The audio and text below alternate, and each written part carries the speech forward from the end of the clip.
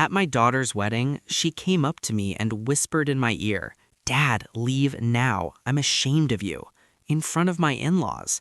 That same evening, she called, "Transfer me $50,000 to cover the wedding costs." I replied with just 3 words she'll never forget.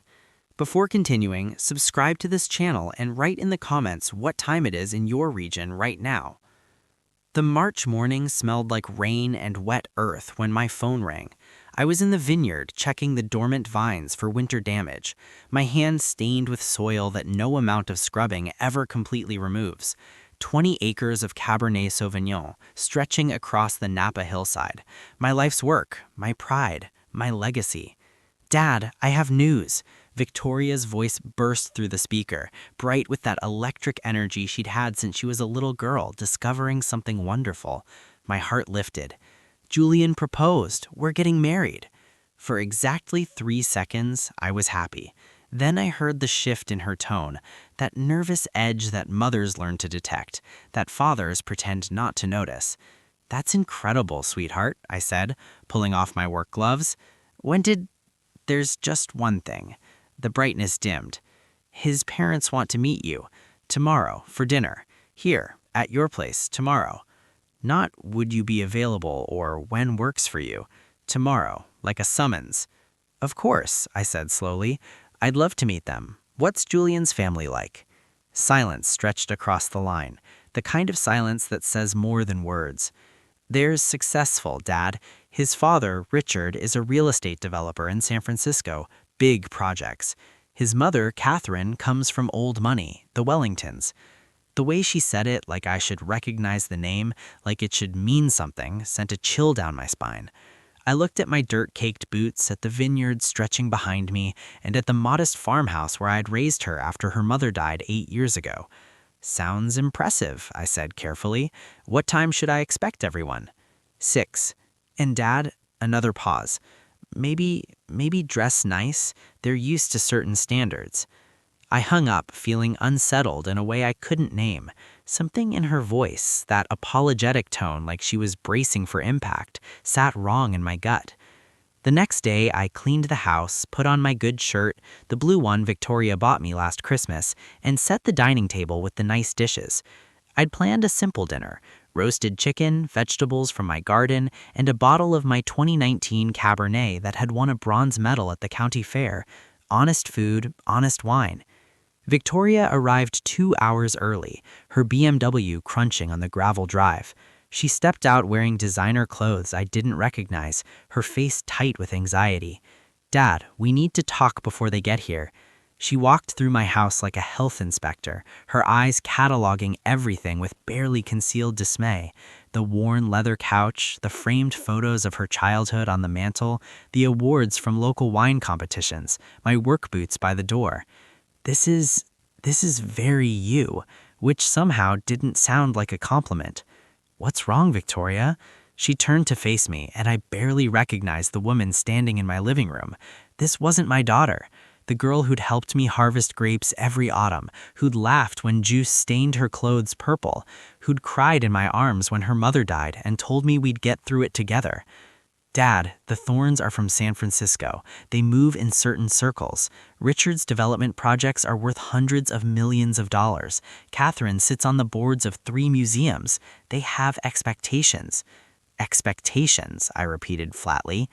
"About presentation, about how things should look." She gestured vaguely at my home, at me.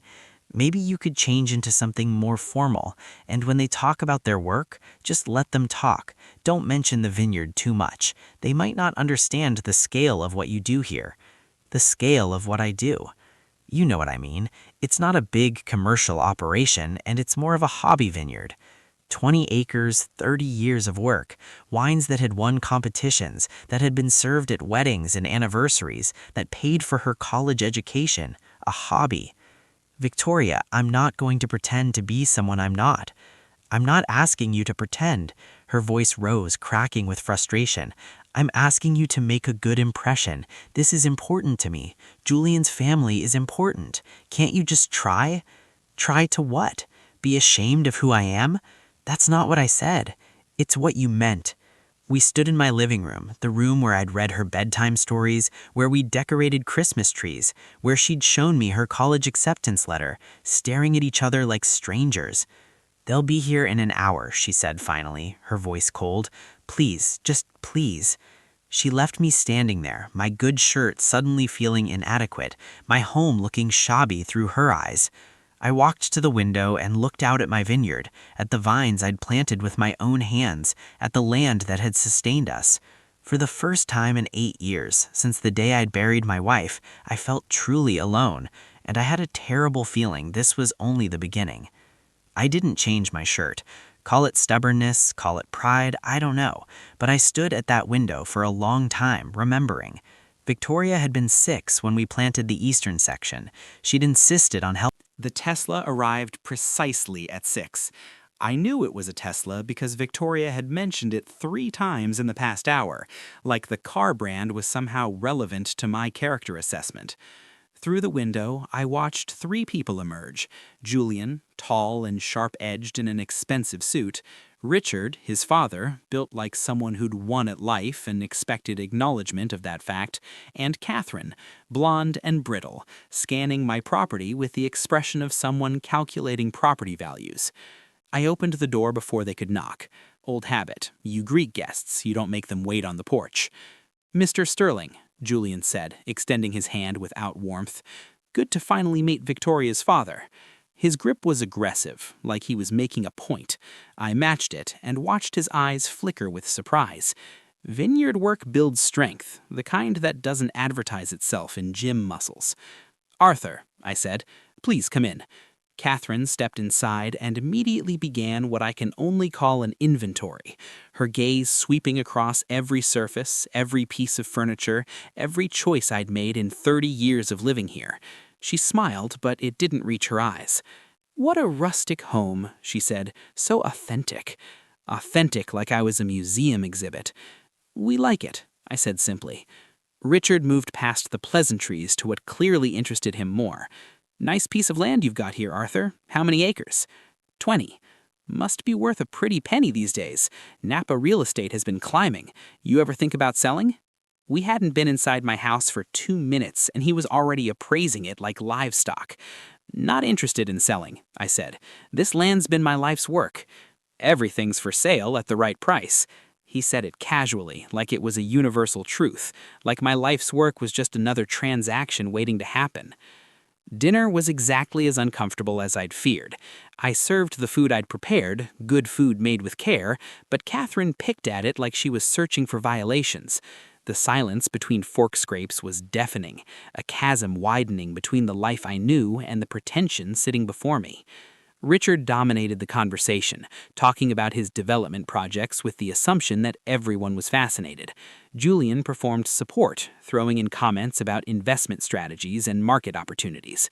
Victoria laughed at their jokes, loud, nervous laughter that didn't sound like her. When I tried to talk about the vineyard, about the process of winemaking, she cut me off. "Dad, they don't need to hear all the technical details." I was just explaining. "I'm sure it's very interesting to you," Catherine interrupted with poisonous sweetness. "But Richard was telling us about the museum benefit. It raised over $3 million. Can you imagine? $3 million for a single event?" The message was clear. Your small concerns don't register in our world. I poured the wine I'd brought up from the cellar, one of my best bottles, a 2019 that had taken years to develop its complexity. Richard took a sip and nodded like he was confirming something unfortunate. "Not bad for a hobby operation," he said.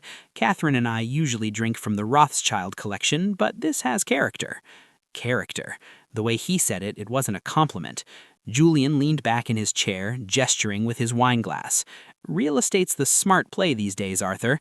Land like this in Napa, you could sell, invest the capital properly, and make more in a year than you do farming grapes."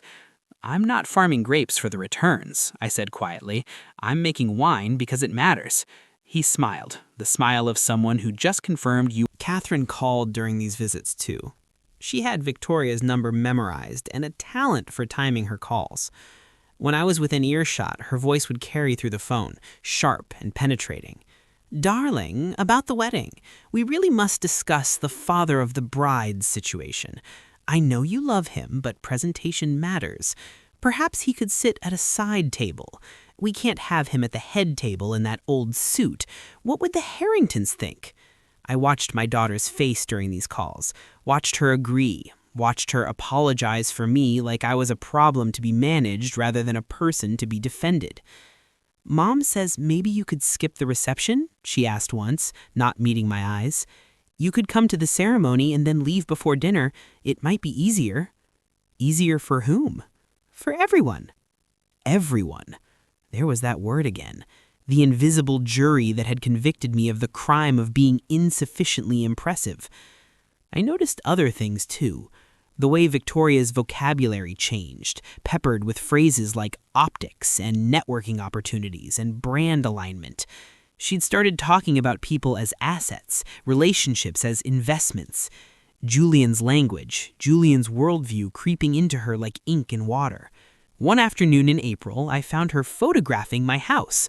Not fondly, but analytically, like she was documenting evidence. "What are you doing?" She startled, guilty. "Nothing, just Julian wanted to see where I grew up." But her camera roll told a different story. She'd focused on the worn spots, the faded paint, the modest furniture. Building a case, I realized. Proof that she'd risen above her humble origins, that she deserved her place in Julian's world. My daughter had become a stranger who wore Victoria's face. The worst was the rehearsal dinner in late April. The Thorns hosted it at some restaurant in San Francisco that had a 6-month wait list and no prices on the menu. I sat at the end of the table while Richard held court, talking about his latest development project, luxury condos where a historic Filipino neighborhood used to be.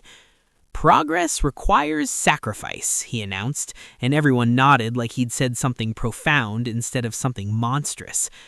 Catherine monopolized Victoria, discussing flower arrangements and guest lists and whether the champagne should be Cristal or Dom Perignon. My daughter listened like a student before an exam, desperate to get the answers right. Julian caught my eye once and smiled, a predator's smile, all teeth and no warmth. In that moment, I understood something fundamental. This wasn't about Victoria. It had never been about Victoria. She was a means to an end, and the end was sitting on 20 acres of California wine country worth more than Julian would make in a decade. I excused myself early, claiming exhaustion. Nobody protested. I don't think anyone noticed I'd left. Driving home through the dark hills, I passed vineyard after vineyard, small operations like mine, family businesses built over generations.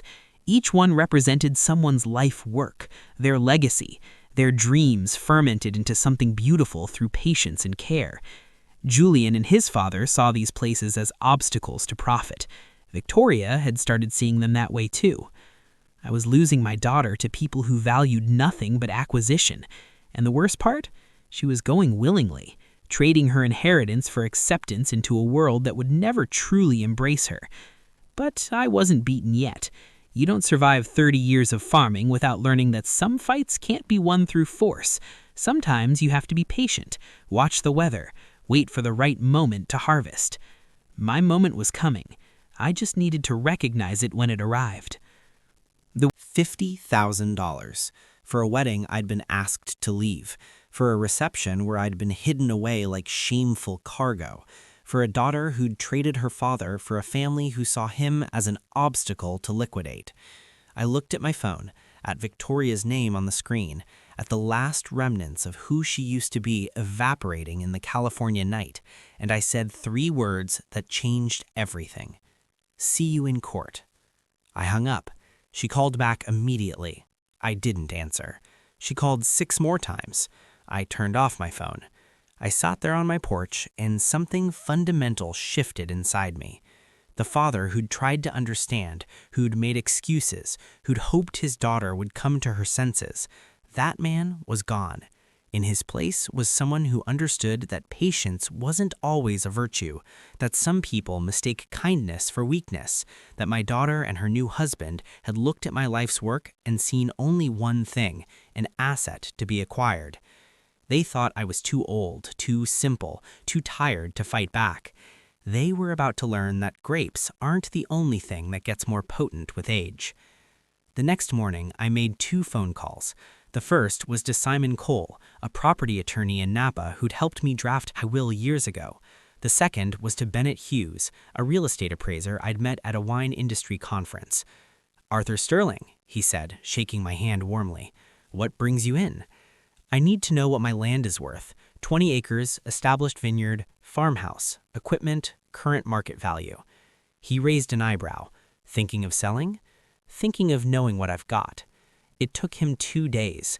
When he called me back, the number hit me like a punch. $4.2 million.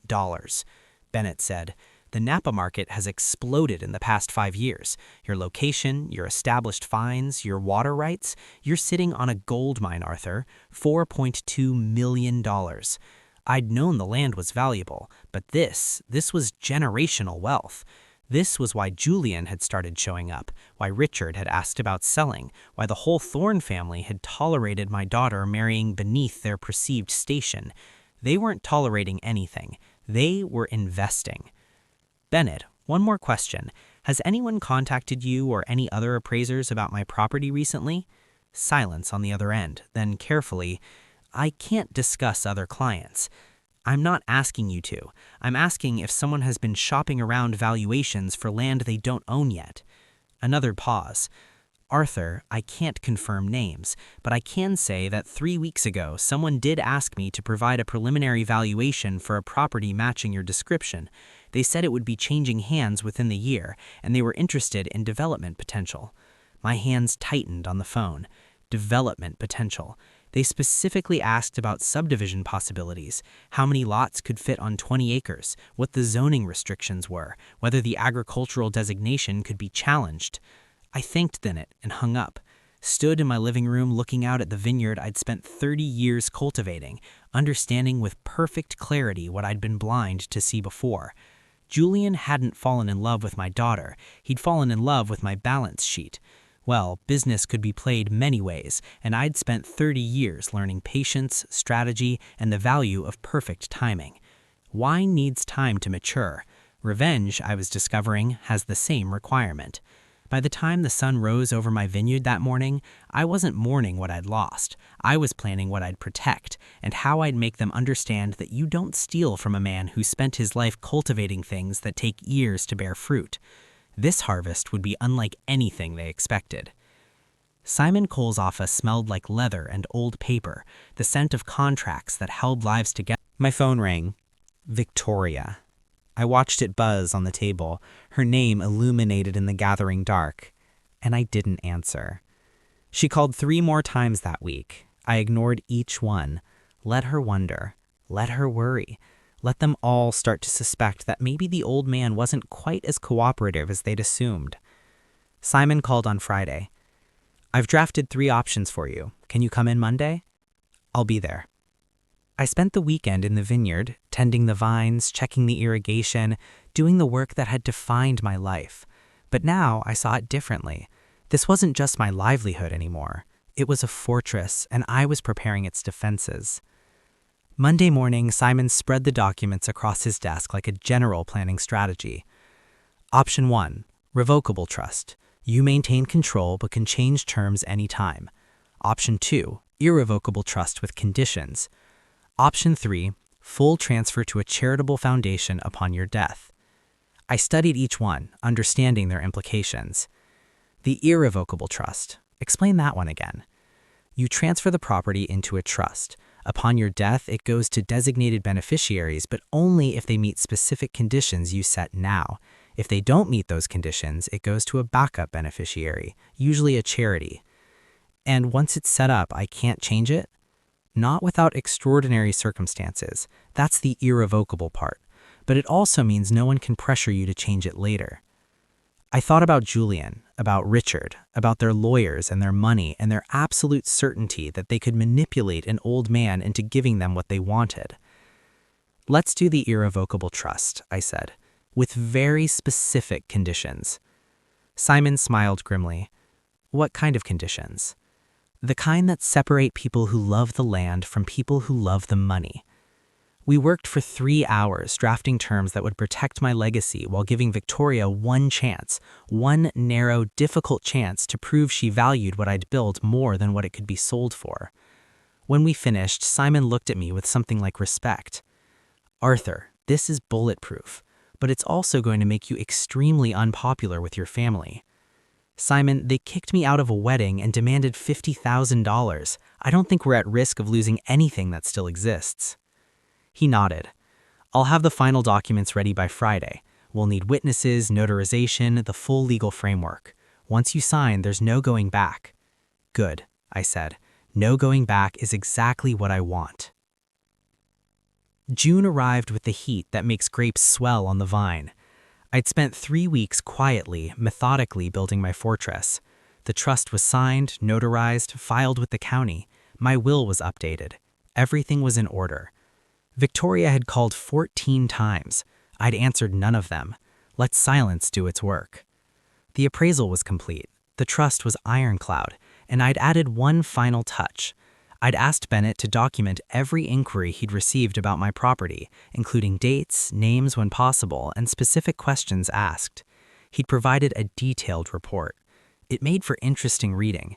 Julian Thorne had contacted 4 different real estate firms about my land, not his family's future property or his father-in-law's vineyard. He'd specifically said the Sterling property, like it was already his to sell. I was admiring this documentation on a Thursday afternoon when I heard the crunch of tires on gravel. Not the usual delivery truck or neighbor's car, multiple vehicles. I walked to the window. Victoria's BMW, Julian's Tesla, and a gray sedan I didn't recognize. Showtime. They approached the door with the confidence of people who've already won. I opened it before they could knock because I wanted them off balance from the start. "Dad," Victoria said, trying for warmth and achieving something closer to anxiety. "We've been trying to reach you." "I know. I've been busy." "We need to talk." She gestured to the 2 men beside her. "This is Julian, of course, and this is Mr. Petton. He's a notary. We thought it would be helpful to have him here for what we need to discuss." This, I said calmly, is an irrevocable trust. As of 3 weeks ago, this property is no longer mine to give away. Upon my death, it transfers to a charitable foundation supporting small family wineries, unless my daughter meets very specific conditions. "What conditions?" Victoria whispered. "She must work this vineyard personally for 5 years. She cannot sell the land for 15 years. She must maintain it as a working agricultural operation." I paused. "Otherwise, it all goes to charity. Every acre, every vine, every dollar." Julian's face had progressed from white to a mottled red. "You can't do this." "I already did, 3 weeks ago, while you were calling appraisers about development potential." I tapped the report. "Did you really think Bennett wouldn't tell me? We've been friends for years." "You senile old—" Julian caught himself, but the words hung in the air like smoke. "Careful," I said, my voice sharp as pruning shears. "Mr. Petton is a notary. He's a witness, and I'm documenting everything." Victoria found her voice. "Dad, why would you do this? I'm your daughter. You told me to leave your wedding because you were ashamed of me.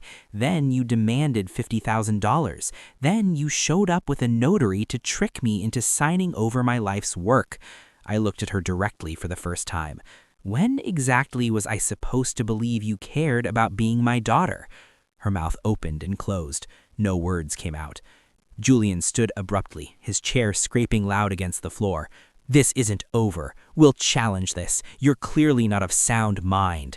"Then you'll need to prove it in court, where I'll present evidence that you were attempting to defraud me out of millions of dollars through marriage. I believe they call that a con." I watched him process this, watched the calculation in his eyes, the lawyer in his head running scenarios. They'd lose. They both knew it. "You know what the funny thing is?" I said conversationally. "Wine takes patience. You plant vines, you wait years for them to mature, you carefully tend them through seasons. You can't rush it. You can't cheat it." I smiled without warmth. "But you thought you could rush me, thought you could cheat me." Julian grabbed his folder, crumpling the useless documents. "This is a mistake, old man. You just made an enemy of the wrong family." I think I made an enemy of the right family, the kind of family I don't want anywhere near my legacy. He stormed out, the notary scurrying after him. Victoria remained, tears running down her face that might have been genuine or might have been another performance. I couldn't tell anymore, and I discovered I didn't care. Daddy, please. The conditions stand. If you want this land, you'll earn it the way I earned it, with work, with time, with respect for what it means. I held her gaze. But I don't think you will. I think you'll choose Julian's money over my dirt, and that's your choice to make. She left without another word. I sat in my living room listening to their cars leave, feeling the weight of what I'd done settling over me like evening fog over the vineyard. This would get ugly. There would be lawyers, arguments, probably attempts to have me declared incompetent. But I'd protected what mattered. The land would survive, the vines would grow, and if Victoria ever found her way back to who she used to be, there was still a path home, just a very specific, very narrow path that required her to actually care. Through the window, I could see the vineyard in the late afternoon sun, rows of vines marching up the hillside like soldiers. 30 years of work, 30 years of patience. Julian wanted to turn all of this into money in a year. Well, he just learned something about patience, and I just taught him something about underestimating the old man with dirt under his fingernails. The war was just beginning, but the first battle, that one was mine. The week after my confrontation with Julian and Victoria, silence descended like fog over the vineyard. No calls, no visits, no attempts at reconciliation. I knew what that silence meant. They were regrouping, strategizing, preparing their next move. I wasn't idle either. Simon and I spent hours reviewing the trust documents, looking for any possible weakness they might exploit. We found none. The paperwork was airtight, witnessed by 3 people, notarized and filed with every relevant agency. My mental competency at the time of signing was documented by my doctor, who'd given me a routine physical 2 days before. Everything was bulletproof, but I underestimated Richard Thorne's reach. The first attack came through my neighbor, Elena Rossi, who owned the vineyard adjacent to mine. She stopped by on a Tuesday morning, her face troubled. "Arthur, I need to tell you something. A man came to see me yesterday, said he was a lawyer representing your daughter. He was asking questions about you." "What kind of questions?" "About your memory, whether you seemed confused lately, whether you'd been acting strangely." Her eyes were worried. "I told him you were sharp as ever, but Arthur, what's going on?" I explained the situation. Not all of it, but enough. Elena listened, her expression hardening. "They're trying to build a case that you're incompetent, to invalidate the trust." "I know, but I saw it coming." By mid-July, the legal papers arrived. Richard Thorne had hired Whittemore and Associates, one of San Francisco's most aggressive law firms. They were filing a petition to have the trust declared invalid on grounds of diminished mental capacity. Supporting the petition was an affidavit signed by Victoria Cooper Thorne, stating that her daughter had exhibited confusion, memory loss, and erratic decision-making consistent with early-stage dementia. Reading my daughter's signature on that document felt like swallowing broken glass. Simon called immediately after receiving his copy. "Arthur, this is serious. They're not playing around." "I'm not either. What do we need?" "Medical evaluation, cognitive testing, character witnesses, and we need to be proactive. We can't just defend. We need to attack their credibility." "What do you mean?" "I mean we find out why Julian really married your daughter. We prove this was fraud from the beginning." I remembered Bennett's report about Julian contacting real estate firms. I might have something already. I spent the next week gathering evidence. Bennett provided detailed records of every conversation he'd had with Julian or his representatives. I contacted the other appraisers Julian had approached. 2 of them were willing to provide statements about his specific questions about subdivision and development. But the real breakthrough came from an unexpected source. I was in town buying supplies when I ran into Jack Morrison, a realtor I'd known casually for years. He pulled me aside at the hardware store. "Arthur, I heard about your legal troubles. I thought you should know. Julian Thorne approached me in April. He wanted to know the development potential of your land, asked specifically about turning 20 acres into luxury home lots. Do you still have records of that conversation?" "Better, I have emails. He was very specific about timelines, said the property would be in family hands by summer and ready for development by fall." Jack's expression was grim. "He wrote that in April, Arthur, 2 weeks before his wedding." Evidence. Cold, hard, documented evidence of premeditated fraud. Simon moved fast. He filed a counterpetition alleging that Julian Thorne had entered into marriage with Victoria Cooper for the specific purpose of gaining access to property he intended to develop for profit. We attached the emails, the appraiser statements, Bennett's detailed report. Then Simon did something brilliant. He subpoenaed Julian's phone records and email accounts for the period between his engagement and the wedding. The hearing was set for late July. I arrived at the courthouse in Napa feeling like I was 64 going on 100. This wasn't how I'd imagined spending my summer, fighting my own daughter in court over land I'd spent my life building. The courtroom was exactly what you'd expect. Wood paneling, American flag, judge's bench that made everyone look small. The Thornes arrived with their legal team, 3 attorneys in suits that probably cost more than my truck.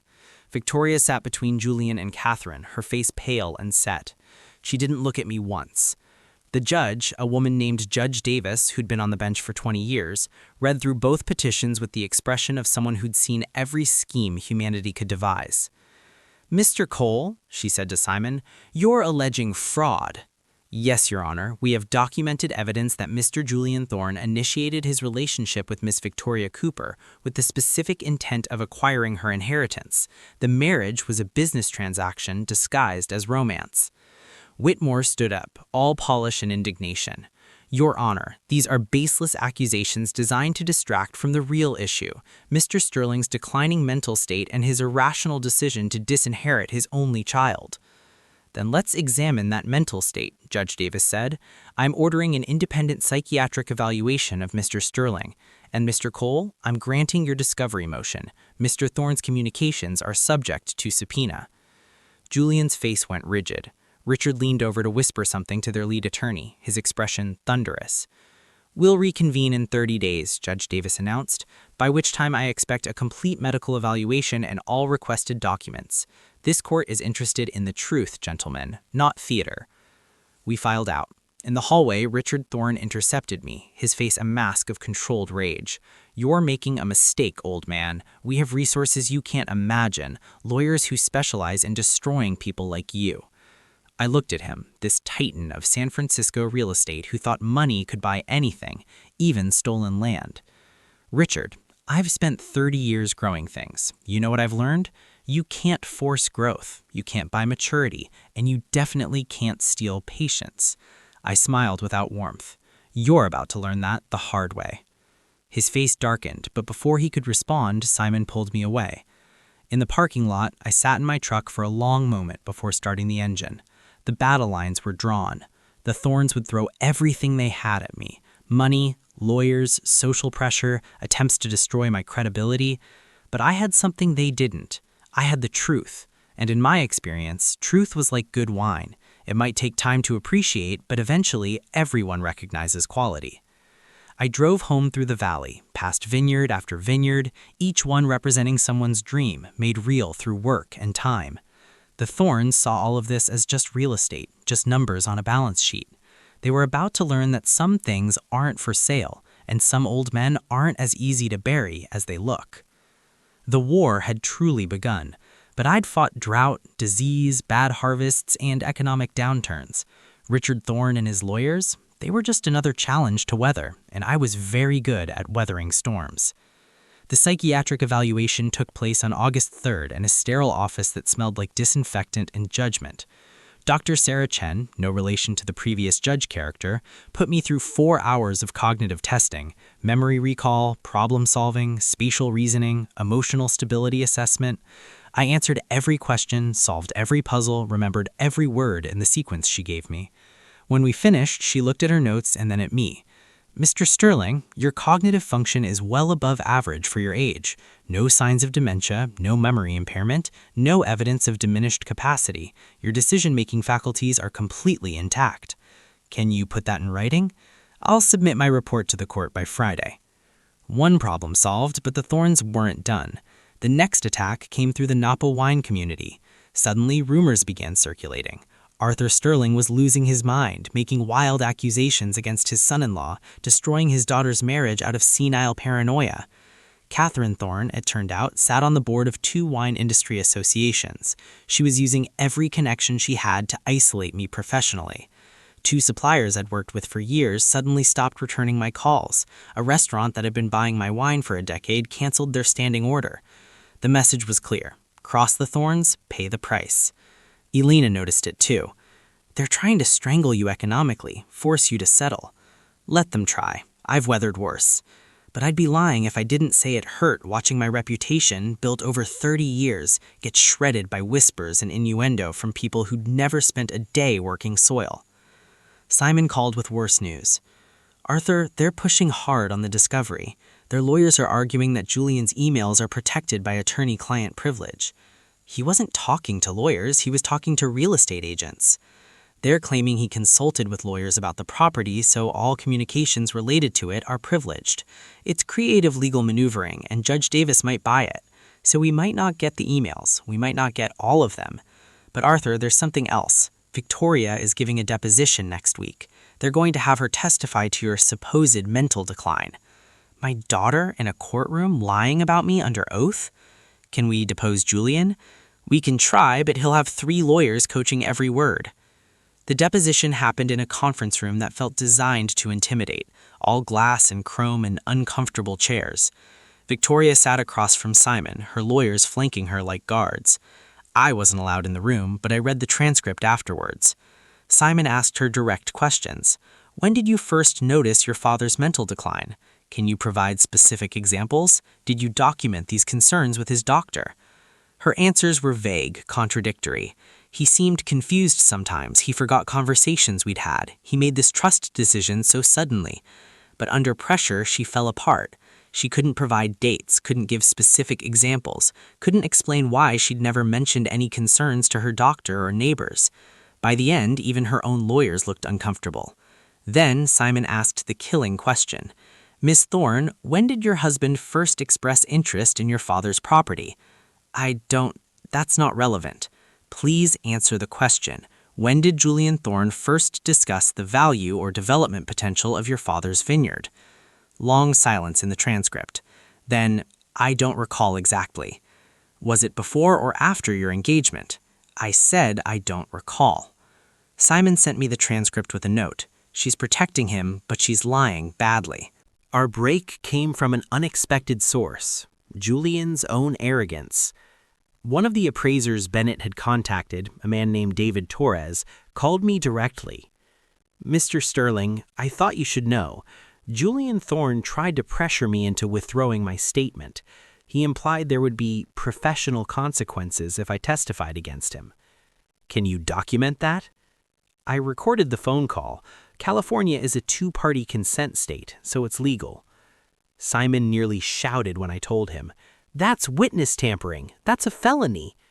We submitted the recording to the court. Judge Davis's response was swift and brutal. She sanctioned the Thorne legal team, ordered all of Julian's communications turned over immediately without privilege protection, and moved the hearing up by 2 weeks. The court, she wrote in her order, will not tolerate attempts to obstruct justice or intimidate witnesses. The documents arrived 3 days later. Boxes of them. Emails, texts, phone records. Simon and I spent 2 solid days reading through Julian Thorne's digital life. It was all there, every bit of it. Emails to his father, the old man sitting on at least $4 million, Victoria's the key. Texts to a business partner, wedding in May, property transfer by summer, development by fall, this is going to be huge. Messages to Victoria that made my stomach turn. Don't worry about your dad. Once we're married, the property becomes family assets. We'll handle him together. But the worst was an email Julian sent to Richard 2 weeks after the wedding. Subject line, The Sterling Problem. Dad, the old man is more stubborn than expected. Victoria can't convince him to sign over the property. We need to consider legal options to have him declared incompetent. Mom's friend knows a psychiatrist who specializes in elder care evaluations. Might be useful. They'd been planning this from the start. The whole incompetency petition wasn't a response to my trust. It was always their backup plan. Simon filed an emergency motion attaching the complete email chain. By the time we finished, we had documentation of fraud, elder abuse, conspiracy, witness intimidation, and perjury in Victoria's deposition. Judge Davis scheduled a hearing for August 26th. The night before, I sat on my porch with a bottle of my 2017 Reserve, watching the stars over the vineyard. 30 years of work, and it had come down to this, a courtroom battle where my own daughter stood against me, defending a man who'd systematically planned to rob us both. Because that was the bitter truth I'd finally accepted. Julian had been using Victoria just as much as he'd been using me. She was never his wife. She was his access code to a vault. Tomorrow I'd prove it. Tomorrow, Judge Davis would see exactly what kind of people the Thorns were. But tonight, I just felt tired and sad and old in a way that had nothing to do with years. Elena found me there around 10. She sat down without asking, poured herself some of my wine, and we sat in silence for a long time. "You're going to win. I know. So why do you look like you've lost?" I thought about Victoria at 6 years old planting her first grapevine, about Victoria at 16 helping with her first harvest, about Victoria last month signing documents that called me mentally incompetent. Because winning means proving my daughter married a monster and lived with him long enough to become one too. Elena had no answer for that. Neither did I. Tomorrow we'd go to court. Tomorrow I'd destroy the Thorns with their own words. Tomorrow, I'd protect everything I'd built. But some victories, I was learning, taste like ashes, no matter how complete they are. The hearing on August 26th lasted 6 hours. Judge Davis methodically reviewed every email, every text message, every piece of evidence Simon and I had assembled. The Thorns legal team tried everything: objections, procedural challenges, attempts to exclude evidence. But the paper trail was too clear, too damning. Julian's emails were read aloud in open court. His words, cold, calculating, predatory, echoed off the walls as he sat rigid beside his lawyers, his face cycling through shades of white and red like a broken traffic light. When Judge Davis read the email about getting Victoria to sell the old man's dirt, I watched my daughter's face crumble. She'd known Julian was interested in the property, but hearing the extent of his deception, hearing herself referred to as a tool, a means to an end, finally broke through whatever fantasy she'd been living in. The judge's ruling was swift and absolute. The petition to invalidate Mr. Sterling's trust is denied. Furthermore, this court finds clear and convincing evidence of attempted fraud. The trust stands as written. This matter is concluded. She looked directly at Julian. "Mr. Thorne, I'm referring the evidence of witness intimidation to the district attorney's office. You should consider retaining criminal counsel." Richard Thorne's face went purple. Catherine looked like she'd been slapped. Julian just stared at the table, his carefully constructed world collapsing around him. We left the courthouse into a wall of reporters. The story had leaked, probably through court staff who'd seen the evidence, and the local press had descended like vultures on fresh meat. "Mr. Sterling, is it true the Thorns tried to steal your land through marriage? Mr. Thorne, did you marry Victoria Cooper for her inheritance? How does it feel knowing your son-in-law planned to develop your vineyard?" I said nothing, just walked to my truck, but the reporters followed the Thorns, and I watched their ordeal with something close to satisfaction. Richard trying to maintain dignity while cameras captured his rage, Catherine clutching her designer bag like armor, Julian hiding behind his lawyers, unable to meet anyone's eyes. The Napa Valley Register ran the story the next morning. Thorne family accused of marriage fraud in vineyard scheme. The article laid out everything: the emails, the appraisals, the systematic plan to acquire my land through deception. By afternoon, it had spread to the San Francisco Chronicle, then to wine industry publications, then to business journals. The story had everything readers loved: wealthy villains, an underdog victim, documented proof of conspiracy. Richard's real estate empire started crumbling immediately. 3 major clients canceled projects, citing ethical concerns. 2 partners withdrew from developments. The San Francisco Business Council quietly removed him from their board. Julian fared worse. His investment clients, wealthy individuals who valued discretion and integrity, began pulling their accounts. Nobody wants a financial advisor who married for money and got caught. Within a week, he'd lost 60% of his portfolio. Catherine's social standing evaporated. The museums and charities she'd supported suddenly had no room for her on their boards. Invitations dried up. The society pages that once featured her philanthropic work now detailed their family's disgrace. My phone rang at 2 in the morning, 3 weeks after the hearing. Victoria. Her voice wrecked with crying. Dad, what have you done? Julian says this is all my fault. He says I ruined everything. The Thorns are losing clients, losing money, losing their reputation, and it's all because of me. I sat up in bed, turning on the light. No, Victoria, it's because of what they did, what you helped them do. I didn't know. I didn't know he was planning all of this. You knew enough. You knew he was interested in my land. You knew he was pushing for me to transfer ownership. You signed documents declaring me incompetent. My voice stayed calm, steady. You chose their side at every turn. Because I loved him. Because I thought... You thought what? That you could have both? That you could betray your father and keep your family money? Silence. Then small and broken. He's leaving me, Dad. Julian filed for divorce yesterday. He says I didn't deliver what I promised. Those were his exact words. Didn't deliver. There it was, the final blow.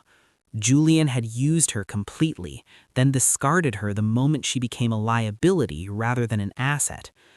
I'm sorry you're hurting, I said, and I meant it. But this isn't my fault, Victoria. This is what happens when you build a marriage on lies and greed. The Thorns are saying I'm the one who pushed for all of this. Catherine told everyone I was obsessed with their money, that I manipulated Julian into pursuing your land. They're making me the villain. Of course they were. The Thorns were expert operators. When they couldn't win, they found someone else to blame. And Victoria, isolated and desperate, made the perfect scapegoat. Then you understand how it feels, I said quietly, to be abandoned by people who claim to love you, to have your name destroyed by people you trusted. Dad, please, can I come home? Can we... Not yet. You made choices, Victoria. Conscious, deliberate choices. You don't get to run back to me just because those choices had consequences. I hung up, sat in the dark of my bedroom, listening to the night sounds of the vineyard, wind through the vines, distant coyotes, the ancient earth settling. It was a betrayal so calculated, so cold, that it froze the blood in my veins. I'd won completely, decisively, brutally. The Thorns were ruined. Julian had lost his business, his reputation, his marriage. Richard and Catherine would spend years rebuilding what they'd destroyed. Victoria was learning that betrayal works both ways. But victory felt like ash in my mouth, because I'd also lost something irreplaceable. Trust in my daughter. Faith that family meant something beyond transactions and inheritance. The grapes were ripening in the vineyard, getting ready for harvest. In a few weeks, we'd pick them, crush them, begin the long process of fermentation and aging. Wine takes time. So does trust. The question was whether Victoria understood that, whether she was capable of the patience required to rebuild what she'd destroyed. I'd know soon enough, because despite everything, she was still my daughter, and the door wasn't closed forever, just narrowed to a very specific, very difficult path that required genuine change. September would tell me what she was made of. She appeared on my doorstep on a September afternoon when the light turns gold and the air smells like ripening grapes. No BMW this time. She'd arrived in an Uber, no designer clothes, just jeans and an old sweater I'd recognized from her college years. Victoria stood there with a small suitcase, her face older than it should be, her eyes red from crying. In her hand, she clutched her wedding ring, not wearing it, but holding it like evidence of her own stupidity. "Dad," she said. Just that, nothing else. I stood in the doorway of the house where I'd raised her, looking at this stranger who wore my daughter's face, and I felt something crack inside my chest. Not quite forgiveness, not quite hope, but something in that territory. "Come in," I said. We sat at the kitchen table where we'd eaten 1,000 meals together. I made coffee, because that's what you do when you don't know what to say. She stared at her hands, at the ring that meant everything to her 3 months ago and now meant nothing at all. "Julian filed the divorce papers," she said. "He's claiming I defrauded him, says I promised him access to your property and then sabotaged the relationship. His lawyers are demanding I pay back the wedding expenses, all $200,000. I let that sink in. Can he do that? Probably not, but he's trying. The thorns are burning everything down, and I'm in the blast radius. She looked up at me. I was stupid, Dad. Unforgivably stupid. I let them convince me that you were the problem, that you were holding me back, that your life was somehow less valuable than theirs. Why? Because I wanted to belong somewhere. After Mom died, I felt like I was drowning, and when Julian showed up with his perfect family and his perfect life, I thought that was the answer. I thought if I could just fit into their world, I wouldn't hurt anymore. She was crying now, tears tracking down her face in a way that reminded me painfully of her mother. But you didn't fit, I said gently. You just bent yourself into shapes that weren't you. I know, and by the time I realized it, I'd already burned everything down. I chose money over you, status over family, lies over truth. She wiped her eyes. The thorns are blaming me for everything. Catherine called me a gold digger at a charity event. Richard's lawyers are investigating whether they can sue me for damages. Julian told his friends I trapped him into marriage.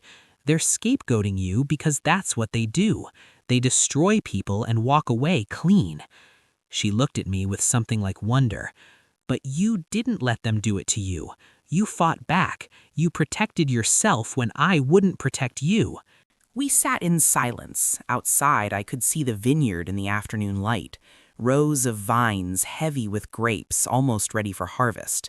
30 years of work, nearly stolen, now secure. "I don't expect you to forgive me," Victoria said. "I don't expect anything, but I came to tell you that you were right. About everything, about Julian, about the thorns, about what really matters. And I came to ask," her voice broke, "is there any way back?" I thought about the trust document sitting in Simon's office, the conditions I'd written that she'd have to meet, the years of work ahead if she wanted to inherit this land. "There's a way," I said slowly, "but it's not easy, and it's not quick. The trust has conditions. If you want this vineyard after I'm gone, you work here for 5 years, not visiting, working, learning every aspect of winemaking. You live here, you tend the vines, you do the harvest. No shortcuts, no hired managers, no selling out after a year." 5 years, she repeated. "And you can't sell the land for 15 years after that. If you violate either condition, everything goes to charity. The house, the equipment, all 20 acres. She absorbed this. "You're saying I have to prove I care about this place more than the money." "I'm saying you have to actually care about this place more than the money, not prove it, become it." Victoria looked out at the vineyard. I tried to see it through her eyes. 5 years of physical labor, of modest living, of patience and work without immediate reward. Everything the thorns had taught her to despise. "When do I start?" she asked. "Tomorrow. Harvest begins next week. You'll be here for every day of it." She nodded, something like determination crossing her face. "I'll need to get my things from the apartment. Julian's lawyers are fighting over everything, but I don't care anymore. He can have it all." "Victoria, this won't be easy. Working a vineyard is backbreaking. The pay is barely enough to live on. Your friends won't understand. You'll be giving up—" "I'm not giving up anything that matters," she interrupted. "I already lost what matters. This is trying to find it again." We talked for another hour, working out logistics. She'd move into the guest room, the same room she'd slept in as a child. She'd start with the basic tasks: pruning, irrigation management, soil testing. Simon would update the trust to reflect her commitment. As the sun set, turning the hills the color of Merlot, I walked her out to the vineyard.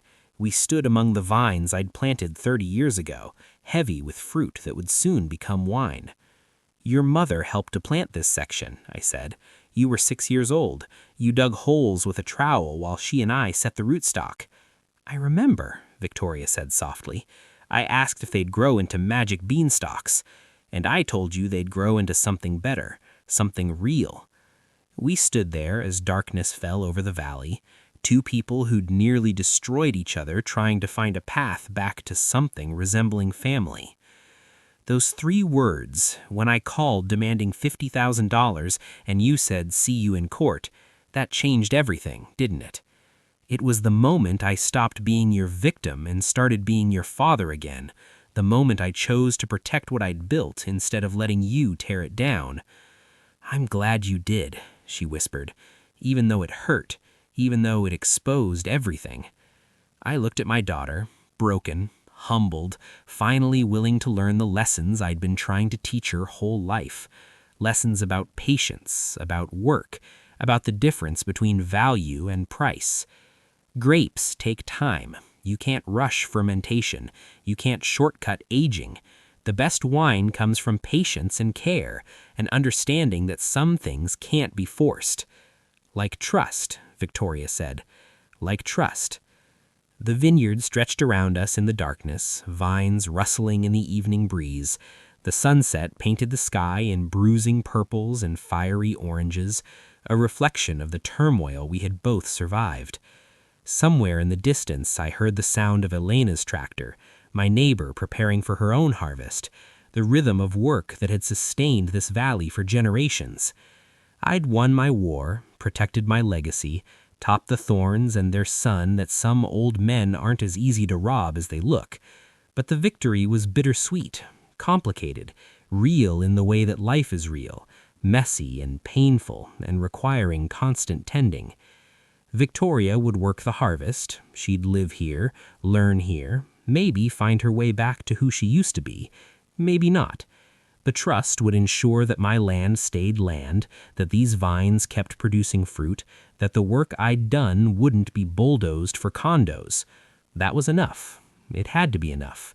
Because wine, like family, like trust, like forgiveness, takes time and patience, and the understanding that the best things in life can't be rushed, can't be bought, can't be stolen. They have to be grown.